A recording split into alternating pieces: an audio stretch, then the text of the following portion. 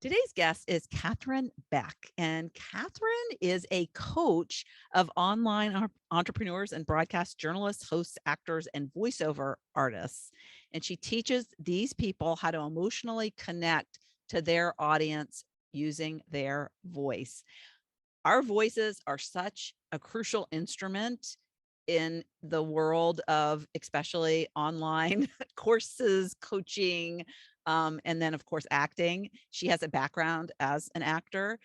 She also has a really cool love story about she's in Australia now, moved there and didn't know that she met somebody and it was like love at first sight, and very quickly decided to move to Australia, and she's been there, has 2 kids, and it's a great story. But anyways, we talk a lot about why using your voice and knowing how you come across is important. And so if you're somebody who is using an online platform to grow an audience and to help people, then it's so important that you understand what you're doing with your voice and how you can improve it with the tactics that she teaches. But I will stop talking and move on to the interview now, and you can get to know Katherine. Welcome to another episode of Not Your Average Lives. And today I have with me Katherine Beck. And Katherine teaches people how to better use their voice. And we were talking before I hit record about what we want to talk about here, about how to better use your voice and how people are afraid to use their voice and stand out. And we're so critical of each other, or ourselves actually, not so much other people, but we're always comparing ourselves to other people. So I am so excited to have you to just talk about this interesting subject. It's something that I don't usually talk about on my podcast. So welcome to the show. Oh, well, thank you very much. It's so great to be here. Yes. And Katherine is clearly American, right? Were you born in America? Yeah, actually, I was born in Chicago, Illinois, and I Uh-huh. lived there for about 20 years. And then I moved to Los Angeles. My background is acting and voiceover. So I moved to LA to live the big Hollywood actor dream. And it was just a random encounter with an Australian who is on holidays, as they say. And we met and fell in love. And within 6 days, I had to figure out, okay, well, what's the next step? What are we going to do? And That was quick. it was really quick. Within 3 months, we were engaged, and within 7 months of knowing each other, we were married. And I was on a plane to Wow. Sydney, Australia, starting a totally new life. Were your parents sad? I mean, I think about if one of my kids moved to Australia, I'd be like, oh, it's far. The funny thing about that, yes, of course, they were, sad, but my dad actually met my mom the same way. He was on vacation in Acapulco, Mexico, met my mom, fell in love, got married, and then she moved to Chicago. So it was like history was repeating itself. That's So interesting. Yeah. isn't that crazy? Yeah. So even though they were, of course, upset for me to move halfway around the world, they got it, so they couldn't say, stay here. They knew that I had to fall in love. So how old were you at the time? I was 27. Okay. And did you just say this acting career is just something that it's more important to be with him than do that? Yeah. So I moved to Sydney, and while there is an acting industry here significantly smaller than Hollywood, most actors leave Sydney or Australia to move to Hollywood, not the other way around. So Yeah, like people thought it was Nicole Kidman, I think yeah, of, and I think of exactly. Russell Crowe and Hugh Yep. Jackman. Aren't they all Australian? Really great Yeah. people from Australia, but yeah, That's it. Yeah, yeah. exactly. So I was doing the opposite. So when I got here, I thought, well, how am I going to be an actor over here?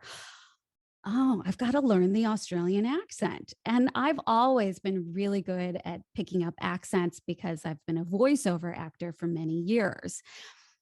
So I thought 3 months, I will nail that accent. I'm going to start booking work over here like an Australian. And I realized I was horrific at the Australian accent. I sounded like an American trying to sound Australian, and it was not good. And it actually took me a full year of living in the culture, experimenting, speaking like an Australian when I was out and about, ordering a coffee or grabbing something at the grocery store. And finally, I was able to inhabit the accent and start booking work. So it was a combination of some acting jobs, American industry projects would be filmed over here, and I would be able to get work that way, and some things in the Australian accent as well. So I gradually was starting to build a career for myself over here. But I felt like there was something more that I wanted to do. I wanted to start teaching others because people were saying to me, Katherine, can you teach me how to speak in an American accent? I thought, well, yeah, duh, of course I can. I mean, I've spoken in it for, 28, 29 years now. And so I started to coach others how to perfect their American accent. And then in the last couple of years, I felt a calling that there was more that I wanted to teach because I'd become an online entrepreneur. I was teaching people all over the world how to speak with an American accent, but there was more that I wanted to teach. I noticed for myself when I was working online, even though I was so used to being a character, I was very uncomfortable being myself in front of the Mm, camera or the yeah. microphone. Yeah. That was really confronting for me. And so I had to overcome those fears of being myself and showing my true self to my audience. And I wanted to teach others how to do the same thing. And I realized it was very much needed. There's so many people out there that are uncomfortable using their voice, whether it's for business or just in day-to-day conversation. Yeah, I mean, I think sometimes when I think about actors, I think that they are acting like somebody else. A lot of them immerse themselves in characters, and it's hard for them to return to themselves when they're done. So yeah, I can Yeah. imagine, and it spreads across acting where people just aren't living their authentic self. And I've been talking about authenticity on my podcast at the beginning of this year because it's so important. I said, in order to live your best life this year, if you really want your best year, you got to know who you are and start living from that place. And so, yeah, it's so funny being online. I started as a Beachbody coach. So I remember Mm. going live in the beginning when it was not a lot of people were online, but talking and going live stream and stuff. But I remember feeling so uncomfortable and like feeling so icky and like, oh, my voice. I didn't Mm. hear my voice. It was like, it kind of reminds me when we were younger and we had the cassette tape recorders. I'm a little older than you, and you'd hear back Oh, your I had it. voice. I Yeah. had the old cassette tape Yeah. And recorders. Yeah. you'd hear back your voice and you'd be like, that's not my voice. Yeah. So it's like when it's projected out, I guess it's different. So it was really, now when I hear my voice, and of course having a podcast, I hear myself, it's so much like, sounds like me, it's my voice. But it was so hard to it was so uncomfortable and so hard to get used to my own voice. Yeah. Yeah. And also the perception other people have of your voice. We don't really consider that a lot when we're using our voice online and we're speaking to our audience.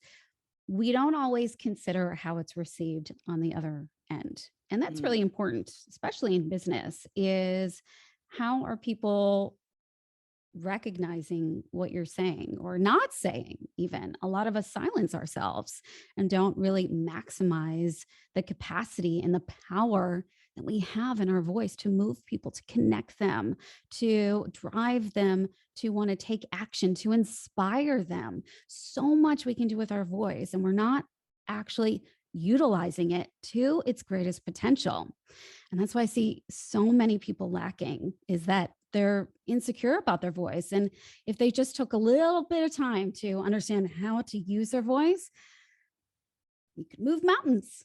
Yeah, it's just like inflections, right? Because Mhm. it's like if you end with a like, I don't know, I can't remember, but it's like I know I've heard this. It like nonverbal is what not. I forget what it's in the 90%. not, yeah, 90% of what Mhm. people are receiving. So, but yeah, so they look at you and then they hear your voice, and if your voice is doing anything weird, they're going to tune you out, I think, right? Yeah, exactly. So like when you're talking about inflections. So one of the common things you might hear is the sounds will go up at the ends where things start to sound like questions. Yes. And if we continuously hear that from someone, what we perceive that on the other end is doubt, hesitancy, insecurity. So if you're feeling any of those feelings, it'll come through in your voice, and we will pick up on that as your audience. We may not understand what we're picking up per se, but it is definitely transmitting over the microphone or over the computer screen or camera or whatever. Yeah, and it's so true that, and I just saw another statistic on an Instagram post today that people will watch a video for 7 seconds. So it's I so think it's important. even less than that now, Yeah. Lori. Yeah. Yeah. That's the attention span. So you gotta that voice is key, and not start something with a 7-second Or that nervous quiver that a lot of us Yes. have. Yeah, exactly. So, and I always would say that to my actors as well when I'm working on with them. It's an audition. We call it a self-tape audition. Is those first few seconds is that moment where the casting director is either going to continue to watch or turn to the next actor. And it's the same thing for anyone who's in an online business or putting themselves out there online. Is those first few moments we're making a decision of whether or not we want to continue to listen to you, learn from you, hang out with you. So if you're just warming up in those first few seconds, we'll turn you off. The work starts prior to pressing record. Yes. Good point. Good Yeah. point. Now, how do you and this is not necessarily voice related, but I tend to use my hands a lot. Is that something that when you teach voice, do you teach as well mannerisms, like ways to pose when you're speaking, as well as just kind of inflection and accents and things like that? Correct. So your voice is connected to your body.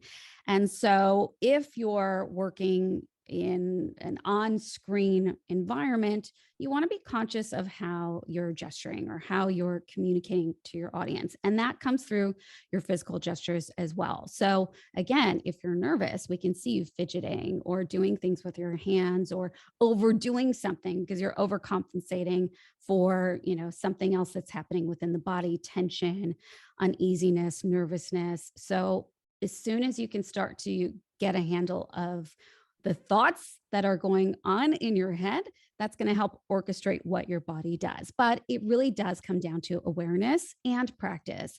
It becomes a skill, doing what we do so effortlessly. It takes hours of practice to make it a skill. And a lot of people don't consider that. They think, oh, I can just show up online. I can say what I need to say, and that's going to convert into sales or convert into more followers. But it's not that easy. So the interesting thing about that is if you're not working on camera, then I recommend using a lot more physical gestures. Oh, So, interesting. Yeah. yeah. So, for example, I've done a lot of animation work in the past. And when you're creating a character in front of a microphone, it actually helps to be really physical because we can actually hear that through your voice. So, right now, I'm using my hands more and I'm getting really invested in what I'm saying. And you can hear it when I use my hands, use my body. Now, if I stop, I've seen clips of actors and actresses doing characters like in the Disney, shows where, Aladdin and things like that. And yeah, it's so true. They are very physical in front of the microphone. So it's so interesting you pointed that out because I've seen that in clips. Yeah, because if you play it physically, if you inhabit that character physically, we will hear it through the voice. It becomes not one-dimensional. It becomes this world that you've created for us. We can see it, we can hear it, we can feel it now. Well, they're kind of acting, even though it's it's not in front of the camera, it's just audio. Yeah, they're really exactly doing the acting. Yeah. It's still acting. Yeah. But the fascinating thing about acting is just being. And so there's not that much difference between what you and I do and what an actor does. It's just they're living in imaginary circumstances where we're talking in reality. That makes sense. Yeah. Yeah. It's fascinating. Just actors. I watched recently the documentary. Val Kilmer did a documentary. He has throat cancer now, and I didn't realize how much of a method actor he was. They like Mm, how he really got into characters, and so, I mean, in fact, I think it caused his marriage to break up because he would just become these different people and be gone for long periods of time. But wow. yeah, it's an interesting. So now you've recently pivoted. Yeah. You were really focused on actors and accents and things like that, and now you're broadening it because you see how much people are probably not utilizing this instrument that they have that can really help them, and you see kind of the mistakes they're making. And so tell me kind of what led you into that pivot uh, to help people like that. Yeah. Well, two things. One was I was working a lot online. So I was noticing other people who are in the online space and I was seeing them struggle with what I do so naturally. The things that you can do so easily, you kind of take for granted. When you then Yes. see other people who really struggle with it, you go, oh gosh, I guess it's not that easy what I Mhm. do. And so I just felt for all these amazing online entrepreneurs I was seeing who clearly had a great message, great expertise, but weren't converting because of what I was hearing in their voice. So that was part of it. The other part was an evolution of myself, of when I stepped into the online space as an entrepreneur, I was very much so still an actor and still in this headspace of thinking of myself more of just another actor, and fell into entrepreneurship. Even though I've always been an entrepreneur ever since the age of 10 was when I first started my business. So it's always been a very big part of my life. But this identity of being a struggling actor, I've been an actor since I've been a kid, which means I've gone on probably thousands of auditions because I'm now 45. So I think I started auditioning when I was about 10. So 35 years of rejection, of getting heard Yeah, you no. you get a lot of no's in that job. Yeah, Yeah, get you a got to lot be of resilient. no's. Yeah, yeah. Yeah. And they teach you need to be resilient, do the audition and then forget about it. But as much as you do that, you know that somewhere in the back of your head, all of those no's are building up. And I didn't realize that for me, that I was really suffering from years and years of rejection, of then not thinking I didn't have what it takes to really succeed in anything. And as I started to gain success in the online space, I realized that I had less of a desire to keep up with this old identity of just thinking of myself as an actor, because I was so much more now. Now I actually considered myself a business person and one that could be successful as a business person. And so as that new identity evolved and I recognized that, I realized that the audience that I was working with before wasn't aligned with who I am today. And I needed to shift that. Now, do I still work with actors? Yes, of course. And I love working with actors, and it brings so much joy and creativity to my life. But I wanted to work with other people as well. And that's why I pivoted. Yeah. That's so great. Yeah. Well, we're in the same business coaching community. And so yeah, I've seen your evolution and it's been really wonderful to watch. Yeah. I've even heard you talk with an Australian accent. So it's so much fun. I cannot for the life of me do accents. My kids are really good at it. I don't know where they get it from because I think it is something that some people are just really naturally good at it. Mm, But like my younger daughter, I think she should have been an actor. She's taken improv classes and stuff. She had this dream of being on Saturday Night Live, so she can like wow. mimic people on Saturday Night Live, which is really fun to watch. But I remember being in France once and I was like ordering room service and I was like trying to talk like be French, but it was like I think I was using some weird combination of different countries. And I was like, could I have some toast, please? And my daughter was just like, Mom, what was that?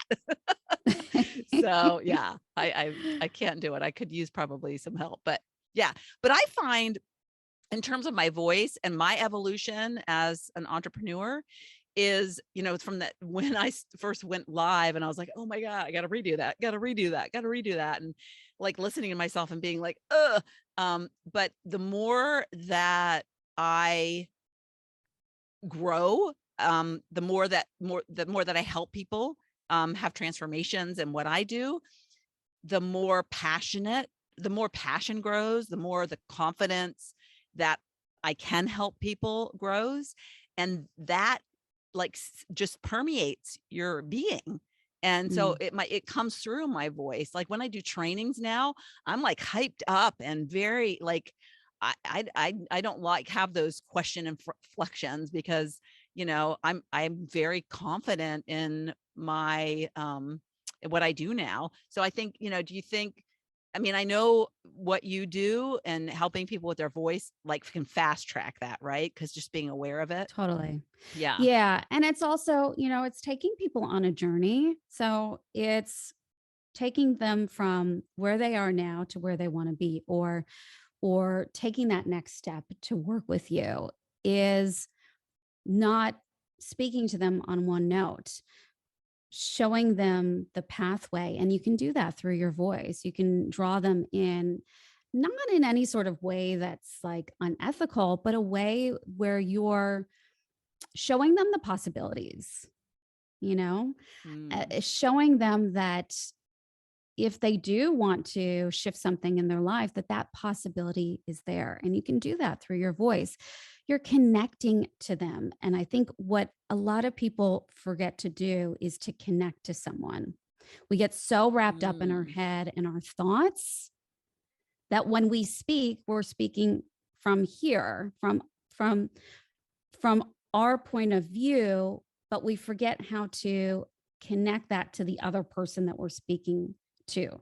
So it's almost like, and you can sometimes see it when there's like this like invisible barrier, but you can see it, that when somebody's talking to someone, they're not really actually connecting and impacting with them because there's still so much in their body and not mm. attaching their communication to the other person, if that makes sense. Yeah. And how do you talk to people? Because, I've heard that you can put in sticky, like, either make up like your ideal client, make a name for the person or like a real person that you've helped and a Yeah. picture of them or, and their name kind of on a sticky where you're like speaking. And then it helps kind of, make it a little bit more like you're talking to somebody because when you're talking to just camera, it's kind of hard and then you're looking at yourself and you're like, oh, what's wrong with my hair's, not doing right today. So yeah, Yeah, exactly. yeah.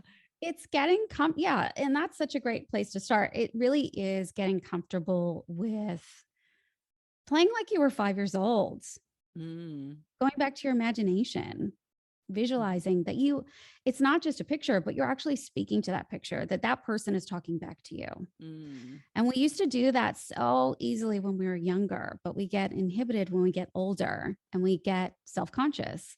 So it's allowing ourselves to let our guard down, to play, to fail, to be mhm, big and bold, and actually have a conversation with them. Even though they're not speaking back, you're still having a conversation with them. And that easily transmits to a webinar or speaking live in a Facebook group or Instagram live where you can see them making comments. So you are getting that communication from them, but you've got to hear it in your head. You got to hear those voices in your head. yeah, yeah, But that's how we start to make it a real two-way conversation where then people actually feel like you're speaking to them, that you're not speaking to a big crowd, but you're speaking to that one person. mm, yeah, So it becomes a using your senses to actually imagine and feel like you're hearing them talk back to you. So then you can respond like you're having a two-way conversation. yeah, yeah. And I bet because voice carries not just online entrepreneurship, but I mean, you can help people with TED Talks. You can Yep. help people with like in leadership positions, some people just, they just need to figure that out because, if you're a leader and you're getting up and speaking in front of a audience, it's pretty important. Yeah. That your voice is coming across in the way. It can be so distracting, if you're not Yeah.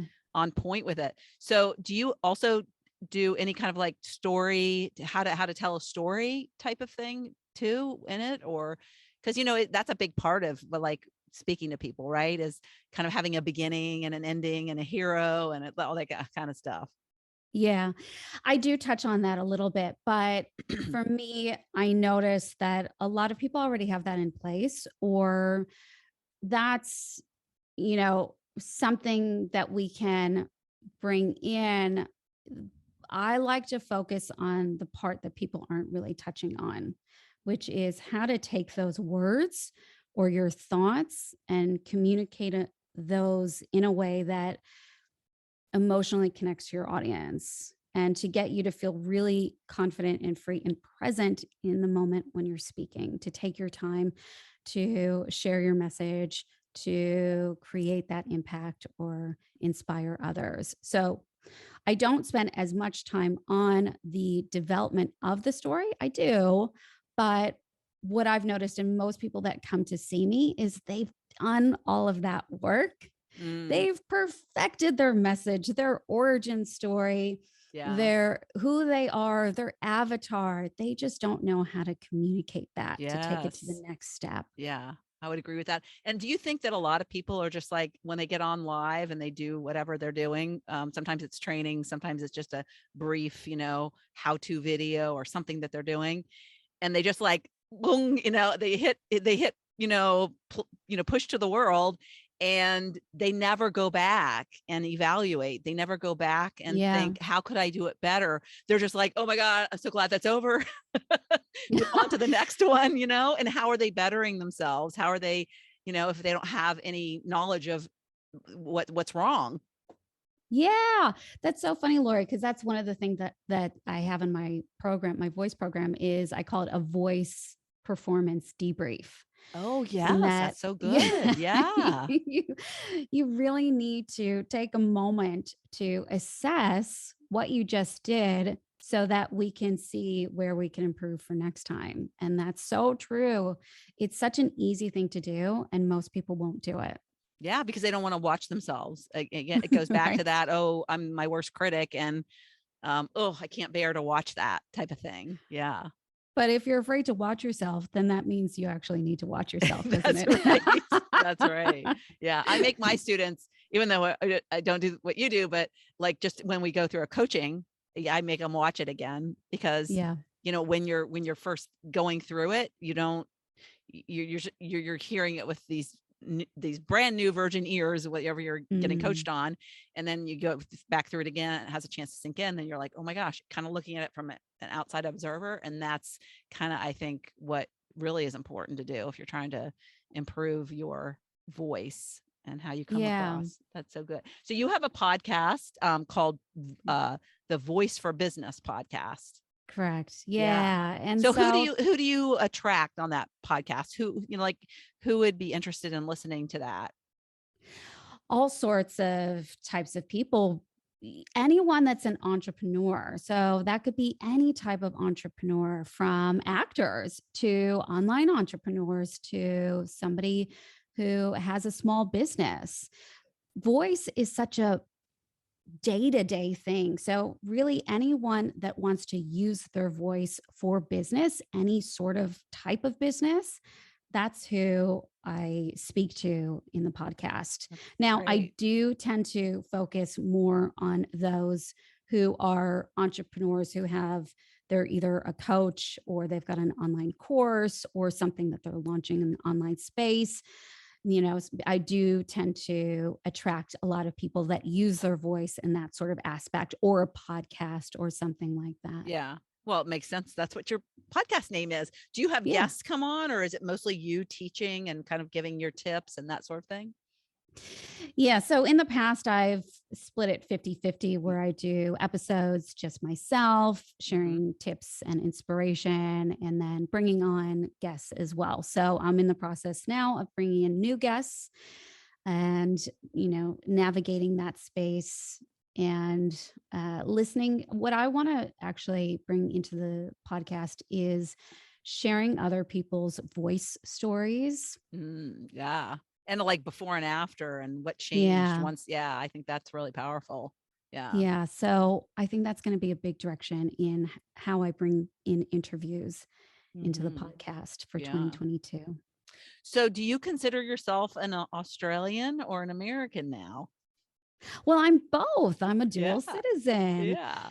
I've been here. I can't believe it's been 18 years. Now, are you It's still with the gentleman yes. that, yeah, oh my gosh, that is crazy. A lot of those things you think, oh, it would never last. That's Yep. so cool. That Still was with true them. love in 6 It was true days. love. Yeah. It's And funny. you met where? You said you met in LA and he was We on holiday. So was it at a restaurant or where It was it? was at a bar on the Sunset Strip in Los Angeles. So if you know the Sunset Strip, like the bars on the Sunset Strip, like they're just very touristy sort of places, not the places you would think you would meet your future husband. So Yeah. you never know where life is going to take you, right? I always Yeah. said when I was in my 20s, gosh, I really would love to visit Australia one day. And I then would boom. love to go to, yeah, that's one of my bucket list places. Oh, Definitely. you got to come. It's Yeah. amazing. And it's been a really great place to raise kids. I've got 2 kids, and it's just a great lifestyle here. I do miss the US and I love coming for a visit. It's interesting now that I've been here for 18 years that I do get a bit of culture shock when I go back. But it always feels like I've never left. Yeah. As Are soon you as I get off coming in the plane, 2022? Because I think I saw, are you I going to be in the am. same? Yeah, you're going to be where I'm going to be, right? We're going to get to hug in No, person, aren't we?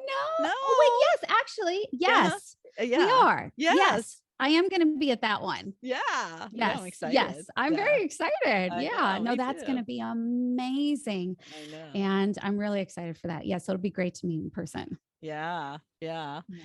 All right. So, any last words? I like to always end and ask, like, what do you, when you hear the word "not your average life," or the name of my podcast, what does living a not your average life mean to you? Well, I think I have lived not the average life by, you know, when in those moments, and that was a real life-changing moment for me. When I think back of what got me to where I am now was I heard my husband's voice. He ordered a couple of beers at the bar, and that Australian accent piqued my interest. Now, I had 2 choices. I could either be silent or I could say something. He said something that really piqued my interest. So I used my voice. And one of the big sayings I say to my students who are really hesitant to use their voice, I say, this is your voice declaration. Think about this and use this before you speak. And it's, I have something to say. And Mhm. that's always been like the little trigger for me in those moments where I think, should I say something? Shouldn't I? I think I have something to say. And then I use my voice. And if I hadn't used my voice in that moment, I wouldn't be where I am today. How did you use your voice? Now I'm very intrigued. How did you Okay, use your so voice? Because this could be like a, good dating tip for some people who are looking, right? Uh, he said something to the fact he had just gotten in town from Vegas because they were, on a vacation. They went to New York, New Jersey, Vegas, and then their last stop was in LA. And he had said something about, oh, there were a lot of Midwesterners in Las Vegas, and they were kind of like trashy. And I was like, trashy? I'm from the Midwest. Are you saying Midwesterners are trashy? And he said, where are you from? And I said, Chicago. And he said, oh, that's East. And I said, no, we call it the Midwest. And he's like, no, it's East. And I'm like, you're from Australia and you're telling me where Chicago is located. So it took him saying something about the Midwest that piqued my interest. And I could have just sat there and said nothing. But I was like, no, I'm going to speak to this guy.